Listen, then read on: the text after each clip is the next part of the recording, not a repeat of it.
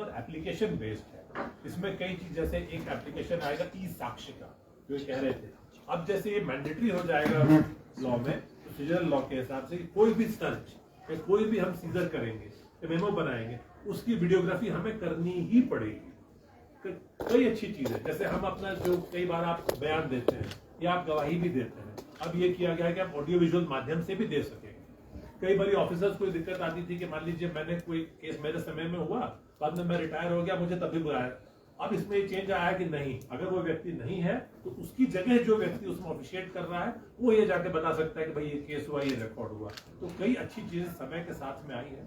मैं आपसे एक पर्सनल वाकया शेयर करूंगा। 2012-13 की बात है, मुझे एक ट्रेनिंग प्रोग्राम में यूके जाने का मौका मिला, तो उनके वहां पे वेस्टमिंस्टर में उनके पार्लियामेंटेरियन से मैं बात कर रहा था। उन्होंने ऐसे ही मुझसे पूछा कि लॉ, फिर उनमें से एक ने रिमार्क किया कि तुम्हारे यहाँ 1860 के कानून अभी भी चल रहे हैं। मैंने कहा यस। तो उस व्यक्ति ने बड़े पते की बात कही, तो मुझे आज तक, उस समय तक चुभती थी, अब कम हो गई इन कानूनों की वजह से। उसने कहा कि हमने ये कानून बनाए थे तुम्हें एक्सप्लॉइट करने के लिए। ये मेंबर ऑफ पार्लियामेंट के वर्ड से सीढ़ी पे चलते चलते, we wanted to exploit India, why have you not change this law? मेरे पास कोई जवाब नहीं था। वहां पर एक स्टैचू पड़ी थी सर रॉबर्ट पील की, जिन्होंने ब्रिटिश पुलिसिंग सिस्टम दिया। उस समय तो पुलिस एक्ट भी नहीं है, 2007 में पुलिस एक्ट में चेंजेस हुए। तो उन्होंने कहा कि हमारा जो पुलिसिंग सिस्टम है और आपका है बिल्कुल डिफरेंट था, बिकॉज हम उनके उपनिवेश से कॉलोनी थे, हमें एक्सप्लॉइट करते थे। आप देखिए इन कानूनों में कई चीजें हैं, जैसे मोटर व्हीकल से एक्सीडेंट होगा, व्यक्ति की जान जाएगी लेकिन सजा कम थी। ऐसे हत्या होगी तो उस समय था कि जो अपराध या जो क्राइम उस समय एक बड़ा वर्ग या जो अंग्रेज करते थे उन पे सजा का थोड़ा प्रभाव अलग था और जो बाकी लोगों का प्रभाव अलग था। तो इस हिसाब से बहुत अच्छी सोच है ये। मतलब ये तो कई साल हो गए थे, मैं तो उसको मानता हूँ। पहले कई देश हैं हमारे धरती पे जिनमें अगर आप देखेंगे, इन लोगों को मुझसे बेहतर पता होगा, जहाँ पे रेगुलर रिव्यू ऑफ लॉज होता है और कानून चेंज। ये तो 163 साल में एक रिकॉर्ड ही हो गया, ये तो शायद काफी पहले हो जाना चाहिए था, पर ये बहुत ही सराहनीय कदम है। और जैसे अभी कई लोग कह रहे थे कि इसमें ये दिक्कत है, मैं आ रहा था तो बाहर एक नोट लिखा हुआ विंस्टन चर्चिल कि भाई उसी में अपॉर्चुनिटी को तो देखने की बात है। कुछ उसको नेगेटिव वे में मानते हैं, हम उसको एक पॉजिटिविटी मानते हैं। एक बहुत बढ़िया अपॉर्चुनिटी है बदलाव। कई लोग कह रहे थे कि आप कैसे सीखेंगे टेक्नोलॉजी। देखिए मैं आप सबको बताता हूँ कि जो नेशनल क्राइम रिकॉर्ड ब्यूरो है उसने एक ऐप बनाया, उसका नाम है संकलन। हर कोई इसको डाउनलोड कर सकता है। ये एप्पल प्ले स्टोर पे और जो गूगल प्ले स्टोर पे वो फ्री ऑफ कॉस्ट उपलब्ध है। उसमें एकदम आसानी से दिया हुआ है, जैसे आप क्लिक करेंगे पुरानी संख्या, जो पुराना सेक्शन है वो और उसकी कॉरेस्पॉन्डिंग नई सेक्शन। इसके अलावा जो आजकल है, हम लोग तो हिमाचल तो कई सालों से अग्रणी था टेक्नोलॉजी में।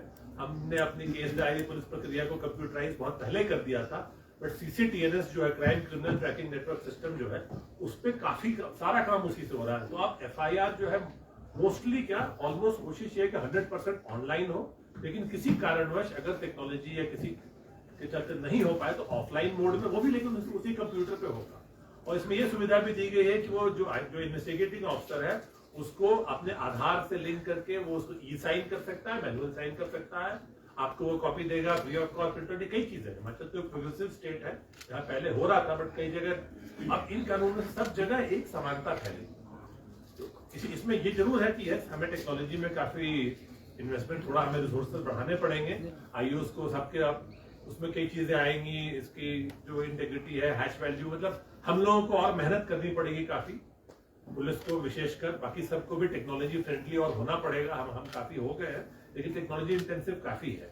आप इसमें देखेंगे सेक्शन प्रोफेसर बताएंगे, कई और बयान हैं जिनको दिया गया कि उसकी वीडियो रिकॉर्डिंग कई में कंपल्सरी, कई जो हीनस केसेस में कंपल्सरी कर दी गई है। ये जो है ये इसका वीडियो रिकॉर्डिंग ही होगी। तो ये काफी मेजर और बड़े चेंजेस हैं।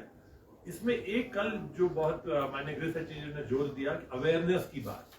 तो कई लोगों को लगता है कि प्रोफेसर कानून पढ़ा रहे थे, मुझे क्या, नहीं, आप हर व्यक्ति, इस कानून का तो हमारे देश के प्रत्येक व्यक्ति से संबंध है।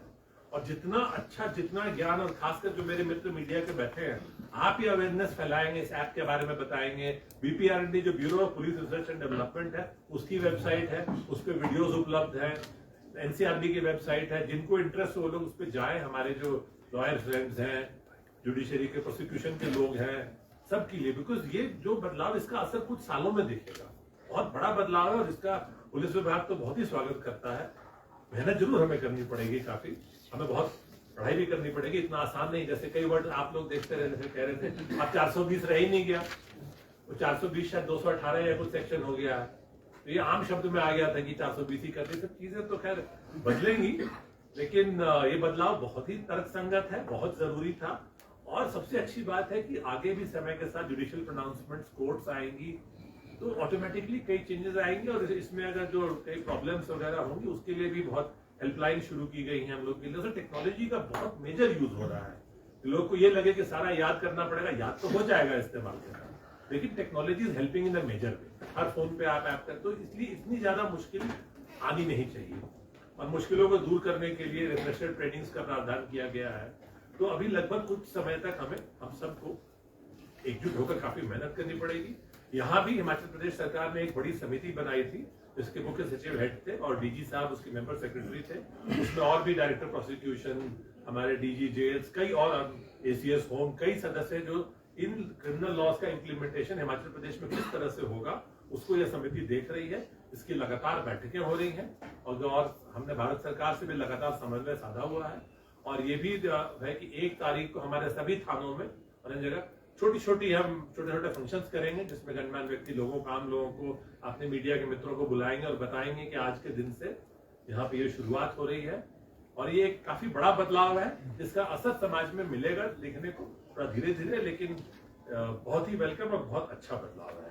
तो मेरे जो जैसे प्रोफेसर साहब वगैरह साथ आए हैं, और हम सबको इसमें साथ होकर इसको सफल बनाने के लिए all of us will have to contribute. और मुझे पूरी उम्मीद है कि इनका जो इसमें कई जो बदलाव है, मैं डिटेल्स में आपको बताएंगे, बट इससे हर व्यक्ति को, जो क्रिमिनल जस्टिस सिस्टम है, पूरे सिस्टम के सारे विंग्स को इसमें काफी फायदा होगा। अंततः जनमानस को फायदा होगा। और जैसे इन्होंने कहा कि रिट्रीब्यूटिव नहीं, रिफॉर्मेटिव थ्योरी ऑफ जस्टिस, जिसमें हम चाहते हैं सुधार, हमारे जेलों में सुधार और न्याय की बात है, बहुत बड़ी बात है सोच की। लॉ में एक कॉन्सेप्ट होता है जुडिशियल थॉट, जूरिस्प्रूडेंस का, थॉट का।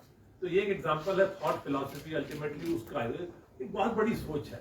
इसको कई लोगों ने बहुत कुछ कहा, वो तो खैर क्रिटिसिज्म तो हर किसी का होता है, लोग तो भगवान को भी क्रिटिसाइज कर देते हैं। लेकिन मैं इसमें एक और चीज बात करना चाहूँ। कुछ लोगों ने कहा, प्रोफेसर साहब कह रहे थे, जब क्रिटिसिज्म कुछ हुआ, भारत सरकार ने इसमें थोड़ा बदलाव किया, लोगों के सुझाव मांगे, दोबारा सुझाव मांगने के बाद जो है जो संहिता है उसका बदलाव रूप वो भी पेश किया गया। तो ऐसा नहीं है कि विचारों को नहीं लिया गया है और तो तेजी से काम हुआ। ये काफी अच्छे लोगों ने और ज्ञानी लोगों ने काम किया, और आने वाले समय में समय के साथ और भी बदलाव होंगे। तो मैं आप सबसे अनुरोध करता हूँ कि इस चीज को फैलाएं, सभी लोगों को बताएं, ऐप्स के बारे में बताएं, ताकि हम अपनी क्रिमिनल जस्टिस सिस्टम को और सुचारू बना सकें, सुदृढ़ बना सकें, और अच्छे से इसमें हम काम कर सकें। धन्यवाद। जय Hind. Thank you, sir, very much for your presentation and for sharing the insight. Now, I would request the media to आप अपना सवाल